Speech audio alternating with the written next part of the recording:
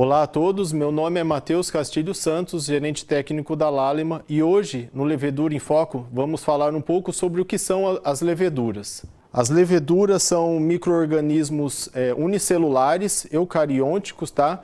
E como tamanho, elas têm cerca de 10 micrômetros, né?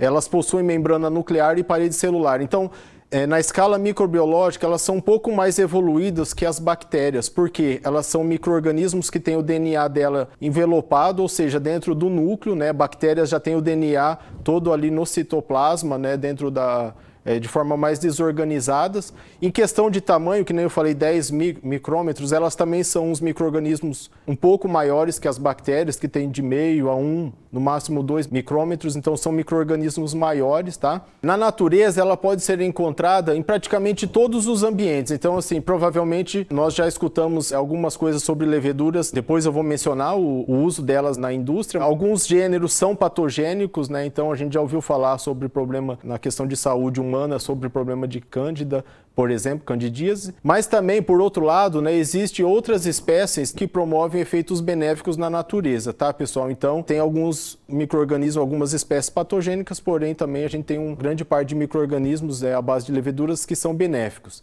Então, enfatizando, né, pessoal, nem toda levedura é igual. Existe uma grande diferença, na verdade, entre elas. Essas grandes diferenças, elas são agrupadas aqui em aproximadamente 60 diferentes gêneros. Cada gênero possui diferenças genéticas e, hora que você olha dentro do gênero também, a gente vai encontrar aproximadamente 500 diferentes espécies. Então aqui também é mais um grau de diferença entre as espécies, e indo mais profundamente, né, dentro das 500 espécies existe milhares de diferentes cepas, cada uma com sua genética única. Isso é importante, pessoal, porque salienta um pouco essa questão que está aqui nesse quadro aqui embaixo. Elas vão ter morfologia diferente, fisiologia diferente, metabolismo e atividade diferente. E todas essas atividades vão produzir produtos finais para a indústria, quer seja de panificação, alimentação, cerveja e até nutrição animal.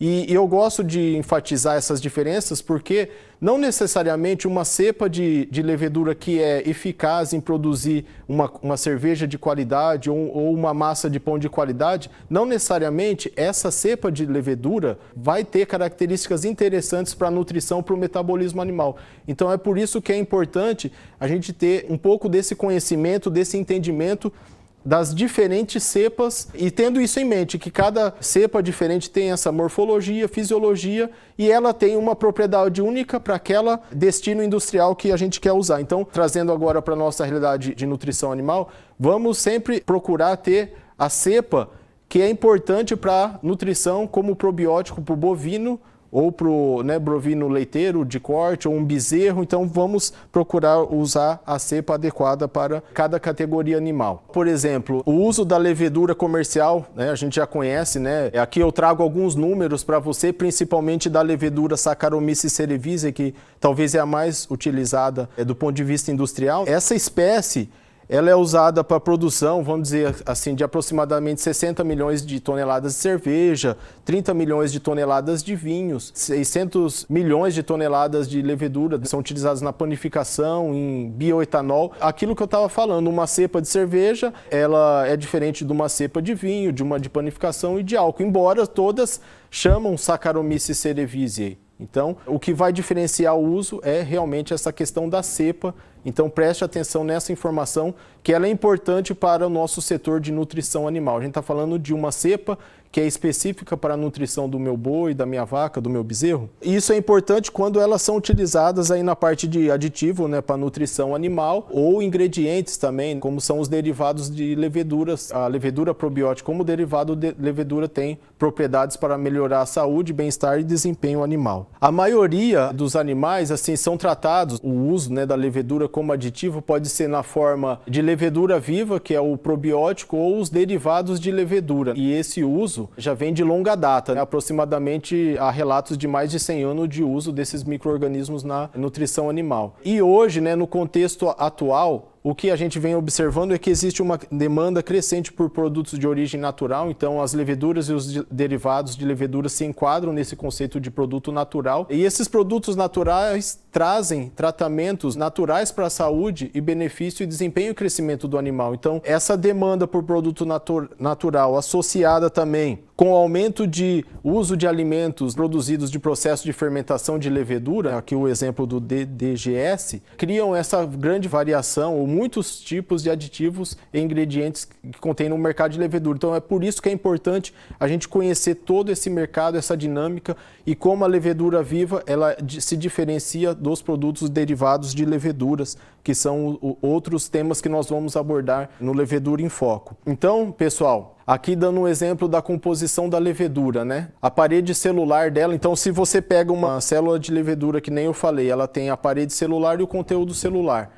A levedura na parede celular, ela é composta desses pequenos açúcares aqui. Queria dar um foco mais aqui nessa parte para a gente detalhar um pouco mais sobre esses componentes que são muito utilizados na indústria, né, de nutrição animal. Então, a parede celular tem o MOS, que são os açúcares, também chamado de manano-oligosacarídeos.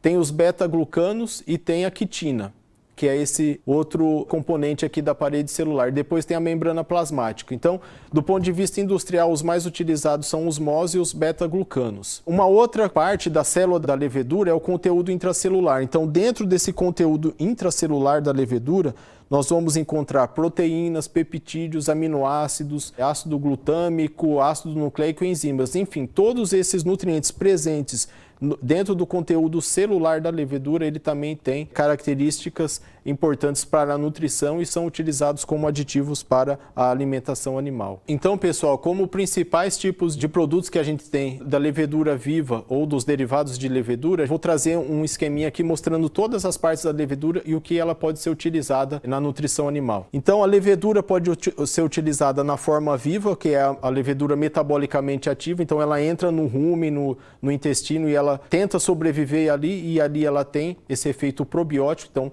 essa é a levedura viva com efeito probiótico, é um tipo de levedura. Uma outra forma é a levedura autolizada, ou seja, na indústria, durante o processo de fabricação, né, de industrialização, essa levedura morre e ela começa a sofrer um processo de autólise, então é morte da célula, ela meio que, vamos dizer, se mata e durante esse processo ela tem uma autólise, uma quebra com liberação parcial dos nutrientes que estão ali dentro da célula e também na parede celular. Por outro lado, a gente também pode ter as leveduras inativas, que são as leveduras inteiras, porém que não são metabolicamente ativas. Então ela não tem um efeito probiótico, ela só serve como fonte de nutriente. E também nós podemos ter as leveduras hidrolisadas, que elas passam por um processo de decomposição celular, tanto pelas enzimas da própria levedura, como por enzimas que foram adicionadas durante o processo de industrialização. Então, a levedura hidrolisada é parecida com a autolizada, porém, aqui a liberação de nutrientes ocorre de forma muito mais intensa. Então, a levedura hidrolisada, ela tem muito mais nutrientes para fornecer para o animal do que a levedura autolizada. E por último aqui, existe uma outra forma que é a levedura inativada e enriquecida. Ela não é metabolicamente ativa, porém, durante o processo de morte, ela libera compostos de biodisponibilidade muito alta para o animal. Então, compostos orgânicos, minerais orgânicos ou vitaminas que serão aproveitados muito mais pelos animais. Daí, olhando para o outro lado, né, saindo um pouco da levedura, da célula de levedura íntegra, né, inteira, e indo para as frações, a gente tem frações de parede celular e de conteúdo celular. Então, parede celular é aquilo que eu falei que é o MOS e o beta-glucano, ou conteúdo celular, que são todos os nutrientes presentes dentro do citoplasma. Aí pode ser minerais, vitamina, nucleotídeos, aminoácidos, peptídeos. Então, são elementos de alto valor nutricional para os animais. E também existe uma outra possibilidade de associação de frações de leveduras. E o que significa isso? Isso daqui seria pegar a fração da parede celular de diferentes espécies, fazer uma combinação e ter um produto de alta qualidade por combinar frações de diferentes cepas. Então, no final, esse produto ele contém uma gama, uma variação muito grande de partes da levedura, porque lá na indústria ele é feito de diversas espécies de leveduras, tá? Então era isso, pessoal. Finalizo aqui mais um episódio do nosso Levedura em Foco e nos vemos no nosso próximo vídeo. Um abraço a todos.